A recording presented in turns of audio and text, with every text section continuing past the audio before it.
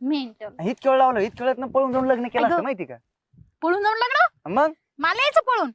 तुला एक सांगू का, खरं खरं सांगू का, खरं खरं सांग. माझा बाप नाही म्हंटला रे. आ? हे दूध घालीन डेअरीला, चारा पाणी सगळं करीन ना. सगळं करीन, तुम्ही फक्त बसल्या बसल्या पैसे मोजायचे, टेन्शनच घ्यायचं नाही. बरं ठीक आहे, मी काय करतो त्याच्या घरी जाऊन त्याच्या बापाला विचारतो.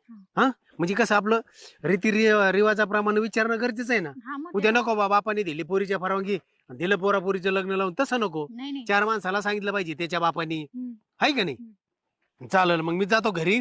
मेंटल, तुला एक आनंदाची बातमी देऊ का? हा? माझा बाप आहे ना त्या बापाकडे गेलाय. आता मा बापाला सांग तसं, मा बाप कशाला भांडण लावायचे राव इथं इथं काय मग? ए, पागल, मग? भांडणाला थोडे गेले, मग? आपल्याकडे सोयरीक ठरवायला गेले. हा का? हा, आयला खरंच आयला म्हणतात माझ्या, मग आता काही टेन्शन नाही. मी ती मजा घेत होते मेंटल.